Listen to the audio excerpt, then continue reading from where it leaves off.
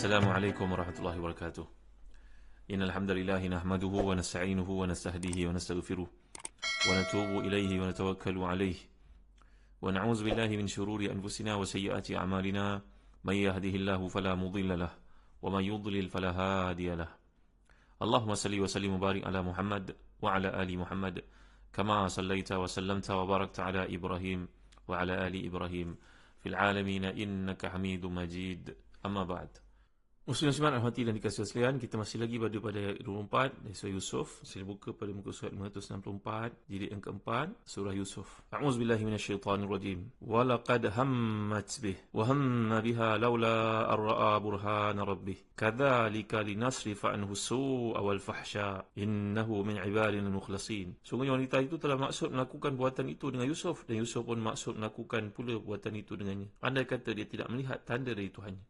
Demikianlah agar kami malingkan daripadanya kemungkaran dan kekejian. Sungguhnya Yusuf itu termasuk kalangan hamba-hamba kami yang terpilih. Jadi telah saya jelaskan dalam kuliah lalu, tanda dari Tuhan yang dilihat. Ada beberapa pendapat. Ibn Jarir mengatakan yang benar Yusuf melihat tanda dari Allah, mencegahnya untuk buat dosa yang diinginkan. Boleh jadi tanda itu adalah susuk wajah Nabi Yaqub, ataupun malaikat, ataupun tulisan yang melarang dia melakukan buatan itu. Tidak ada hujah yang pasti yang mampu menentukan bentuk dari tanda yang dimaksudkan itu. Walaupun kata Syekh Muhammad bin Amin Asy-Syanqiti, sampai datang 4 peringatan daripada Allah berupa ayat-ayat dari surah Ra'ad, iaitu afaman huwa qa'imun ala kulli nafsin mimma kasabat. Kemudian datang ayat inna 'alaikum lahafizin surah Al-Infitar. Kemudian datang wala taqrabu zina surah Al-Isra. Kemudian datang wattaqu yawman turja'una fihi ila Allah dari surah Al-Baqarah. Ini kata Muhammad bin Amin Asy-Syanqiti, tak munasabah. Takkanlah seorang Nabi sampai 4 kali peringatan daripada Allah masih lagi dia tak perasan untuk berhenti. Ini adalah benda yang tidak masuk akal, kata beliau. Mada ilmu untuk kita mengatakan datang tanda-tanda daripada Allah SWT itu yang mengingatkan dia, lalu perkara tersebut tidak berlaku atas prinsip peranan laula yang telah kita pelajari. Jadi pengajaran daripada ayat ini, tuduhan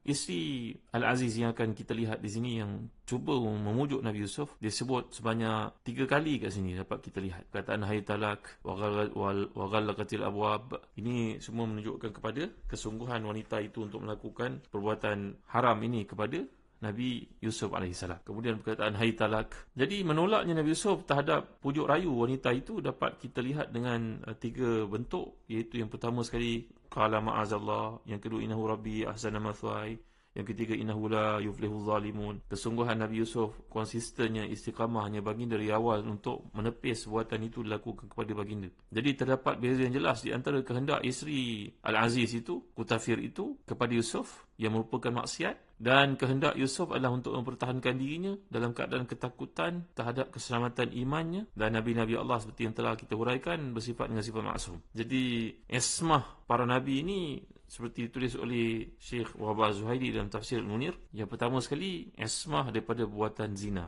Takkan mungkin seorang Nabi melakukan buatan yang haram ini. Samalah halnya jika membalas sebuah kebaikan yang telah diberikan oleh keluarga tersebut dengan perkara yang keji. Ini adalah satu perkara yang tidak bersesuaian langsung dengan pangkat seorang Nabi yang merupakan maksum. Yang kedua, dari sudut ismah ni, bahawa roh kejahatan dan buatan keji dijauhkan daripada seorang Nabi. Bahawasanya kecenderungan, niat ataupun lintasan untuk melakukan buatan yang haram itu pun memang tidak pernah ada dalam diri seorang Nabi. Sama seperti Nabi SAW ketika dalam Hudaibiyah, maka ada satu orang daripada perwakilan Quraisy itu yang datang, dan pada ketika itu Nabi berpeluang untuk mengambil tindakan terhadapnya, membunuhnya. Lalu para sahabat tanya kepada Rasulullah, wahai Rasulullah, mengapa Rasulullah SAW tak ambil tindakannya pada waktu itu sedangkan waktu amat sesuai sekali? Maka jawapan Nabi SAW, tidak mungkin ada lintasan satu keburukan dalam diri seorang Nabi untuk mengambil kesempatan terhadap orang lain. Walaupun dia berada pada posisi pesalah, tapi tidak mungkin aku mengambil kesempatan terhadap kedudukan pada waktu itu untuk melakukan buatan itu kepadanya. Jadi merupakan satu perkara yang mustahil apabila seorang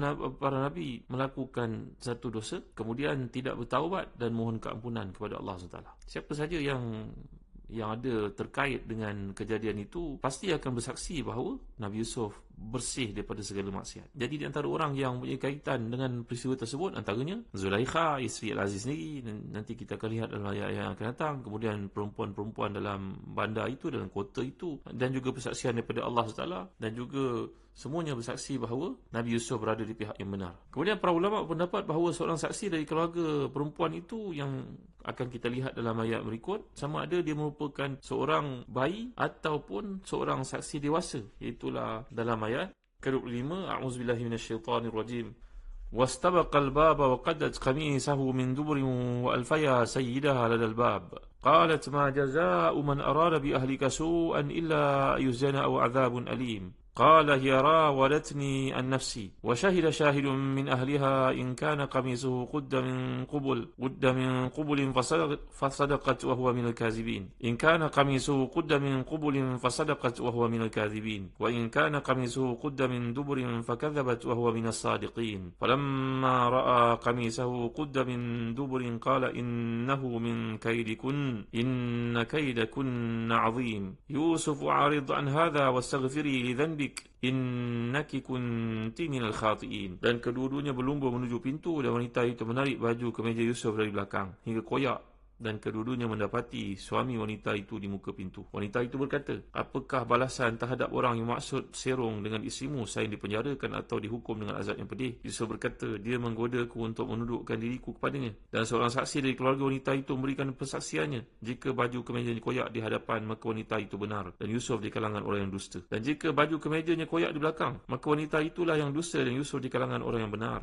Maka tak kala suami wanita itu melihat baju kemeja Yusuf koyak di belakang, berkatalah dia, sungguhnya kejadian ini adalah termasuk antara tipu dayamu. Sungguhnya tipu dayamu itu adalah besar. Hai Yusuf, berpalinglah dari ini, dan kamu, wahai isteriku, mohonlah ampun atas dosamu itu, kerana kamu sungguhnya termasuk orang yang buat salah. Jadi Allah menceritakan tentang keadaan mereka berdua ketika berlumba keluar dari bilik tersebut, ruang tersebut. Yusuf lari ingin menyelamatkan diri. Wanita itu mengejarnya. Cukup dramatik apa yang dimaksudkan di sini tuan. Mengejarnya di belakang dan berjaya menarik pakaian Yusuf. Sedangkan wanita ini lebih tua dari Yusuf.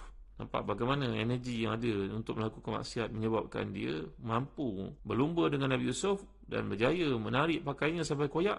Dan tiba-tiba saja muncul di hadapan mereka pintu terbuka yang adalah suami kepada perempuan tersebut. Pada waktu itulah perempuan ini berusaha lepas daripada situasi yang sangat memalukan itu dengan tipu daya sambil menuduh Yusuf yang berbuat tidak senonoh kepadanya. Memfitnahnya, mengatakan ma jaza'u man arada bi ahlika su'an. Ini juga di sudut bahasa Arab terkandung maksud rasa kesebersalahan dalam ini. Sebersalah yang amat sangat. Dia tak mengatakan Yusuf bersalah. Dia kata apa balasan terhadap orang yang buat serong kepada isimu, itu buat keji, illa yuzjana aw azabun alim. Sama ada ditahan, sama ada dia dipenjarakan, ditahan, ataupun dikenakan seksa yang pedih. Dalam ayat ini masih lagi dalam kerangka perempuan itu masih tak puas hati. Yang pertama, hajatnya tak dipenuhi. Yang kedua, kerana dia ketakutan nak menyelamatkan diri. Walaupun dia nak menyelamatkan diri, tapi buah hatinya itu yang dipendam selama ini, cinta kepada Yusuf, menyebabkan perkataan yang keluar dari mulutnya masih lagi bentuk berlapik. Ma jaza'u man arada bi ahlika su'a. Apakah balasan terhadap orang yang ingin kepada keluargamu, kepada isterimu keburukan? Dia tak kata Yusuf terus, kerana dia tahu Yusuf tak bersalah dan dia masih cinta Yusuf. Kemudian illa yusjan, melainkan dipenjarakan. Dia tak kata disebat ke, dipukul ke, dibunuh ke. Aw azabun alim, ataupun dipenjarakan. Penjara datang kemudian sekali, pukullah dulu, ambil tindakan pukul saja, kerana dia masih sayang pada Yusuf. Tak sanggup melihat Yusuf ini dikenakan hukuman yang berat, dipenjarakan contohnya. Dari sudut bahasa Arab pun bila menyebut tentang illa yusjan, saya dah terangkan kepada tuan-tuan, ini fi'il mabni lil majhul.